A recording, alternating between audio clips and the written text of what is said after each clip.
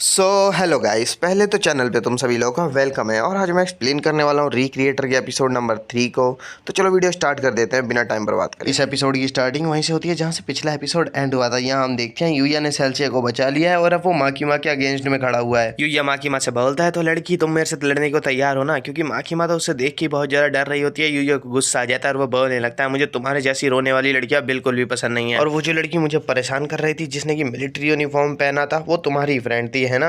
तो मैंने अब अपना मन बना लिया है कि मैं तुमसे लड़ने वाला हूँ, इसलिए तुम भी अपने आप को तैयार कर लो। ये सब बोलने के बाद यूया तो माकीमा पे बस अटैक करने ही वाला होता है, लेकिन तभी वहां पर एक घोड़े पे बैठकर लड़की आ जाती है। वो माकीमा को बचा लेती है उसी वक्त। यूया के अटैक को रोकने के बाद तो वो लड़की सीधा माकीमा के पास जाती है और उसे अपने घोड़े पे बिठा लेती है और उसे लेके वहां से बिना कुछ बोले ही चली जाती है। सोता और सेल्सिया का क्रिएटर भी इन्हीं लोगों को देख रहे होते हैं। अब सेल्सिया का क्रिएटर सोता से पूछता है कि तुम्हें पता है वो लड़की कौन थी। सोता उसे बताता है कि हाँ मुझे वो पता है कौन है, स्कारलेट है वो अलिटारियाना से। ये दोनों ही सेल्सिया और मेटोरा के पास जाने लगते हैं, लेकिन तभी सेल्सिया रोक देती है सोता को, ये बोलते हुए कि 2 मिनट तुम वहीं पर रुको। और ऐसा कहने के बाद सेल्सिया तो डायरेक्ट यूया के कंधे पे अपनी तलवार रख देती है और बोलने लगती है कि मुझे जल्दी से बताओ आखिर तुम हो कौन। यूया सेल्सिया को ऐसा करते हुए देख के उससे कहने लगता है कि देखो मुझे तो ऐसा लगा था कि हम दोनों साथ काम कर सकते हैं, लेकिन लगता नहीं कि ये बात बनने वाली है। यहाँ पर सेल्सिया ने उसके ऊपर अपनी तलवार तो रखी होती है, लेकिन माकीमा ने तो सेल्सिया की हालत इतनी बिगाड़ दी होती है कि अब वो खड़ी भी नहीं हो पा रही होती है। यूया सेल्सिया को इस हालत में देख के उसे अपना हाथ देता है और उससे कहने लगता है, मेरे ख्याल से हमें यहाँ से चलना चाहिए, यहाँ पर अब पुलिस भी आने वाली है और हमारा यहाँ बात करना अब ठीक नहीं है। और अब इसी के साथ यहाँ से सीन शिफ्ट हो जाता है और इन सबको हम एक रेस्टोरेंट में देखते हैं। यूया तो यहाँ पर मस्त खाने के मजे ले रहा होता है, लेकिन सेल्सिया की हालत तो अभी भी बहुत बिगड़ी हुई होती है। और मेटोरा उसको इस हालत में देख के उससे कहने लगती है, मुझे माफ कर देना, मेरे पास हीलिंग मैजिक नहीं है। सेल्सिया उससे बोलती है कि कोई बात नहीं, लेकिन इतने में यूया कहने लगता है कि वाह यार मजा ही आ गया, यहाँ का खाना तो कुछ ज्यादा ही टेस्टी है। अच्छा एक बात बताओ, हमारी दुनिया के पैसे और इस दुनिया के पैसे क्या सेम है? अगर ऐसा है तो मैं यहाँ पर बहुत ही ज्यादा एंजॉय करने वाला हूँ। सेल्सिया यूया से बोलती है कि क्या तुम अभी अपनी करंट सिचुएशन पे ध्यान दोगे ये सारी बातें बंद करके। यूया उन लोगों से बोलता है, देखो मेरे को अच्छे से पता है हमारी करंट सिचुएशन के बारे में, और मुझे ये भी पता है यहाँ की दुनिया के जो लोग हैं उन्हीं लोगों ने हमारी दुनिया को क्रिएट किया है। लेकिन फिर भी एक बार सोच के देखो, ये बात अगर मैं अपने दोस्त सो को बताऊंगा तो क्या वो इस बात पे यकीन कर पाएगा? सो नाम सुनते ही सेल्सिया का क्रिएटर पूछने लगता है, वैसे ये सो कौन है? सोता उसे बताता है, सो देखिए अंडरग्राउंड से बिलोंग करता है और वो इनकी कहानी का मेन प्रोटैगनिस्ट है। अब मेटोरा भी उससे पूछने लगती है, तुम्हें याद है तुमने कुछ देर पहले कहा था कि तुम उस मिलिट्री यूनिफॉर्म वाली लड़की से मिले हो, आखिर तुम उसके बारे में कुछ जानते हो तो हमें बताना चाहोगे? यूया उनसे कहता है, देखो मेरी बात ध्यान से सुनो, मैं उससे मिला जरूर हूँ लेकिन मुझे कुछ भी याद नहीं है उसके बारे में और ना ही मैं याद करना चाहता हूँ। सेल्सिया उसके मुंह से ये सब सुनने के बाद उससे कहने लगती है, मेरी बात जरा ध्यान से सुनो, तुम जो यहाँ पर खाना खा रहे हो उसके बदले मैं तुमसे ट्रेड कर लेती हूँ।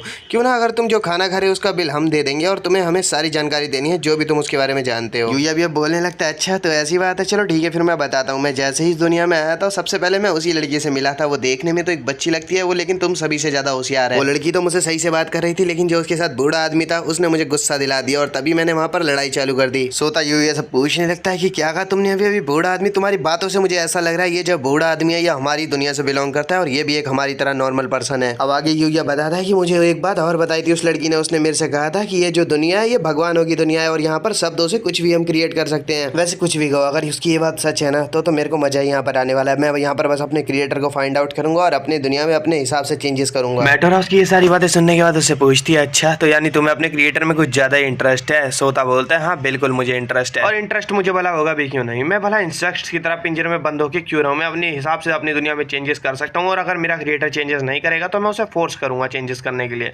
मुझे अपने क्रिएटर से कोई मतलब नहीं है, मुझे तो बस अपना काम निकलवाना है। यूया पूछता है, वैसे तुमने मेरे बारे में तो जान लिया, अब अपने बारे में भी बताओ, क्या तुम भी यहाँ पर मेरी तरह अपने मकसद लेके आई हो कि तुम्हें भी अपने वर्ल्ड में चेंजेस कराने अपने क्रिएटर के थ्रू? मेटोरा बताती है कि उसका तो ऐसा कोई पर्पस नहीं है और देखा जाए तो सेल्सिया है, सेल्सिया तो अपने क्रिएटर से मिल भी चुकी है और तब इसका क्रिएटर जो बगल में बैठा होता है बोलने लगता है, हाँ बिल्कुल और मैं इसका क्रिएटर हूँ। सेल्सिया के क्रिएटर को देखने के बाद तो यूया हैरान रह जाता है और कहने लगता है, ये बात तो कुछ हैरान कर देने वाली है, क्रिएटर और क्रिएशन दोनों एक ही जगह पर है। यूया कहता है, फिलहाल के लिए तो चलो छोड़ो इस बात को तुम, अच्छा तुम में से किसी के पास सिगरेट है? सेल्सिया का क्रिएटर बोलता है, हाँ मेरे पास है, और अब वो उसे सिगरेट दे देता है। उस सिगरेट को स्मोक करने के बाद तो यूया कहने लगता है, वाह यार यहाँ की सिगरेट तो ज्यादा मजेदार है हमारी दुनिया की सिगरेट से। स्मोक करने के बाद अब यूया को बिल्कुल यहाँ पर रुकने में मजा नहीं आ रहा होता, इसलिए यूया अब खड़ा हो जाता है और वहां से जाने लग जाता है और सेल्सिया भी खड़ी हो जाती है और बोलने लगती है, देखो तुम यहाँ से इस तरह नहीं जा सकते हो, अभी हमारी बात पूरी नहीं हुई है, पहले हमें सब कुछ बताओ उसके बाद जाना। यूया उससे कहता है कि देखो मेरी बात ध्यान से सुनो, तुम मुझसे लड़ना चाहती हो क्या? और मैं भला तुम्हारी बात क्यों मानूं? आखिर मेरे मन में जो आएगा मैं वो करूंगा, मुझे अब यहाँ पर तुम लोगों के साथ बिल्कुल भी मजा नहीं आ रहा, इसलिए मैं यहाँ से जा रहा हूँ। और ये सब कहने के बाद यूया वहां से चला जाता है और ये लोग उसे रोक भी नहीं पाते। अब यहीं से सीन भी शिफ्ट हो जाता है और हम देखते हैं कि ये लोग यहाँ पे एक लड़की के घर पे आए हुए होते हैं। यहाँ पर वो लड़की जैसी बाहर आती है वो बोलने लगती है, मिस्टर मात्सुबारा आखिर बात क्या है, एकदम से आप आ गए, आप एक बार मुझे बता भी तो सकते थे। मात्सुबाबू उन लोगों से इंट्रोड्यूस करते हैं और बताते हैं कि इल्यूस्ट्रेटर है वोल्जन चलावेर की और इनका नाम मरीन है। सोता और सेल्सियस सभी लोग अब इनको इंट्रोड्यूस करते हैं और बोलते हैं आपसे मिलकर बहुत अच्छा लगा। अब ये सभी लोग अंदर आ जाते हैं और यहाँ पर जो मात्सुबारा सेल्सियस का क्रिएटर होता है वो बता देता है मरीन को कि ये जो है ये गेम से बाहर आ चुकी हैं। मरलिन तो बिल्कुल भी यकीन नहीं कर रही होती है मात्सुबारा की बात पे। वो कहने लगती है कि आप मेरे से किसी तरह का मजाक कर रहे हो।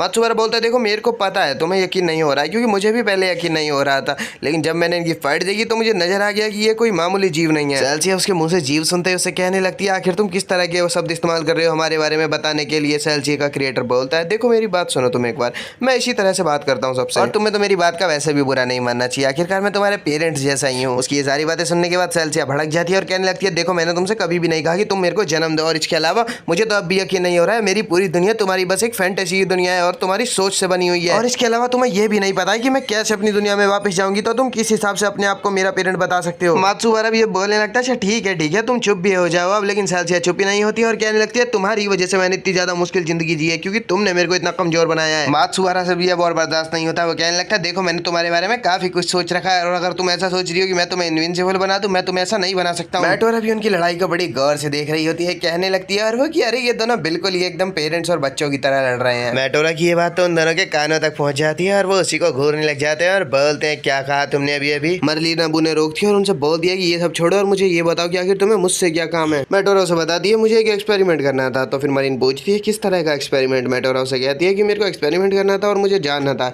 कि तुम आखिर कैसे क्रिएट करते हो स्टोरीज को, कैरेक्टर्स को और इनकी स्किल्स को, और मुझे देखना था कि इनमें चेंजेस किया जा सकता है। मात्सुबारा मेटोरा से कहता है वेल हम ट्राई कर सकते हैं, इसमें कोई हर्ज नहीं है ट्राई करने में। अब ये हम थोड़ी देर बाद का सीन देखते हैं, क्योंकि सेल्सियस का क्रिएटर मित्सुबारा है, इसलिए उसकी डिस्क्रिप्शन में कुछ चेंजेस करने की कोशिश कर रहा होता है ताकि मित्सुबारा सेल्सियस को कुछ नई पावर्स दे सके। मित्सुबारा सेल्सियस को फ्लेम चैंट की पावर दे देता है और उसे बोलता है कि चलो अब तुम इसे करने की ट्राई करो। सेल्सियस भी उसे करने का ट्राई करती है लेकिन वो कर ही नहीं पाती है। सेल्सियस बोलने लगती है आखिर ये काम क्यों नहीं कर रहा है। मेटोरा से बोलती है मेरे ख्याल से क्योंकि इसे ड्रॉ नहीं किया गया, शायद ये इसलिए वर्क नहीं कर रहा है। सेल्सियस बोलती है तो तुम्हें ऐसा लगता है कि ड्रॉ करने से ये काम बन जाएगा। मेटोरा बोलती है कि वेल देखा जाए तो मुझे ऐसा लगता है कि अगर ड्रॉ किया जाए और अलग से फिर तुम्हारी डिस्क्रिप्शन में पावर्स दी जाए या चेंजेस किए जाए तो ये वर्क कर सकता है। क्योंकि मरलिन ही सेल्सियस की ड्राइंग्स को क्रिएट किया करती है, इसलिए मरलिन भी ड्राइंग को क्रिएट करने के लिए मान जाती है। मरलिन सेल्सियस की और अच्छी ड्राइंग को क्रिएट करने के लिए इसका और क्लोज रेंज से मेजरमेंट लेने लग जाती है। सेल्सियस मरलिन को काम करते हुए देख के उससे बोलने लगती है वाह आपका काम तो बहुत ही ज्यादा मजेदार है। वैसे मरलिन कहती है अच्छा तो तुम्हें सच में ऐसा लगता है। सेल्सियस बोलती है हाँ बिल्कुल, और एक तरफ आप मुझे ही देख लीजिए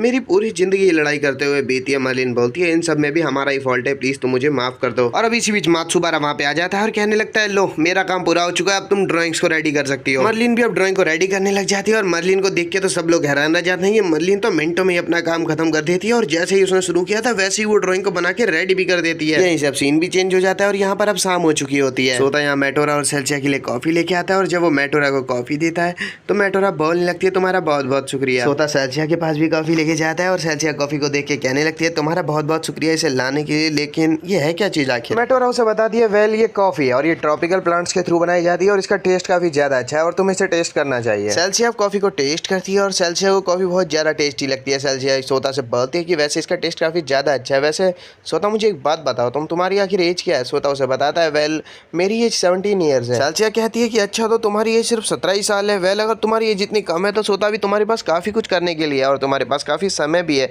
सोता मुझे पता है कि तुम्हें हमारी बहुत ज्यादा चिंता है, लेकिन फिर भी सोता तुम्हें अपने ऊपर भी थोड़ा सा ध्यान देना चाहिए। सोता तुम अपने ऊपर विश्वास करो, तुम काफी कुछ कर सकते हो और अगर हमारे हिसाब से देखा जाए तो तुम तो गॉड्स में आते हो। और यहीं से अब हम थोड़ी देर बाद देखते हैं कि मित्सुबारा और मरलिन का काम खत्म हो चुका है। मित्सुबारा ने सेल्सियस की डिस्क्रिप्शन में भी चेंजेस कर लिए हैं। मित्सुबारा सेल्सियस को बताता है ये देखो ये तुम्हारा न्यू वेपन है और अब तुम ऐसी दिखने वाली हो तो जल्दी से अब ट्रांसफॉर्म होने की कोशिश करो। सेल्सियस भी अब उनकी बात को मान लेती है और वो यहाँ पर ट्रांसफॉर्म होने की कोशिश करती भी है, लेकिन इसे कोई फायदा नहीं होता, वो कुछ नहीं होता यहाँ पर। मित्सुबारा को तो दिमाग खराब हो जाता है कि इसने आखिर वर्क क्यों नहीं किया। मित्सुबारा कहने भी लगता है कि आखिर बात क्या है, आखिर ये काम क्यों नहीं कर रहा है। सेल्सियस बोलने लगती है मुझे पता है ये काम क्यों नहीं कर रहा है, इसमें सारी गलती तुम्हारी रही होगी, तुमने काम दिल से करा ही नहीं होगा। मित्सुबारा सेल्सियस ऐसा सुनने के बाद कहने लगता है तुम आखिर ऐसा कह कैसे सकती हो। सेल्सियस से कहती है देखो अगर तुम अपनी तारीफ चाहते हो तो सही से काम किया करो। मेटोरा भी इनके बीच में बोलने लगती है और बोलती है सेल्सियस मेरी बात ध्यान से सुनो, मुझे नहीं लगता इसमें गलती मित्सुबारा की है। मित्सुबारा ने तो अपना काम बिल्कुल सही करा है, लेकिन कमी यहाँ पर कुछ और ही है। मित्सुबारा मेटोरा से कहता है मुझे बहुत अच्छा लग रहा है कि तुम मेरी तरफ ले रही हो, लेकिन फिर भी आखिर तुम कहना क्या चाहती हो। मेटोरा कहती है मैं तुम्हें चलो समझाती हूँ। तुम्हें याद होगा सुबह हमें यूया मिला था, उसने क्या कहा था, हमें ज्यादा से ज्यादा इंप्रेशन की जरूरत है। सोता कहता है क्या कहा तुमने अभी अभी इंप्रेशन। मेटोरा बोलती है हाँ बिल्कुल, जरा एक बार सोच के देखो, एक ऑथर एक स्टोरी लिखता है उसके बाद पब्लिक उसको पढ़ती है, मतलब सिर्फ लिखने से कुछ नहीं होने वाला है, लोगों की सोच भी मायने रखती है। लोग ज्यादा से ज्यादा स्टोरीज को पढ़ेंगे और अगर उसको रियल मानेंगे तो ही चेंजेस किए जा सकते हैं। वो सभी लोग मेटोरा की बात को समझ जाते हैं और कहने लगते हैं अच्छा तो ये बात है। मर्लिन उनसे कहती है फिलहाल के लिए तो चलो मेरा हो चुका है, लेकिन अगर तुम्हें मेरी अभी और हेल्प चाहिए हो तो तुम मुझे कभी भी बता सकती हो, मुझे तुम्हारी हेल्प करके अच्छा लगेगा। तभी एकदम से मर्लिन बोलती है कि ये सब छोड़ो, देखो मेरे पास क्या है, होने वाले फंक्शन का इन्विटेशन। मर्लिन मेटोरा से पूछती है कि मेटोरा क्या तुम मेरे साथ यहाँ पर चलना चाहोगी, क्योंकि यहाँ पर तुम्हारे क्रिएटर भी आने वाले हैं। मेटोरा मान जाती है और कहने लगती है वेल इसमें तो काफी ज्यादा मजा आएगा। फिर मर्लिन कहती है तो फिर ठीक है, कल हम साथ में चलने वाले। और मर्लिन तभी उनसे पूछने लगती है मुझे एक बात बताओ, तुम दोनों अभी रह कहाँ रही हो।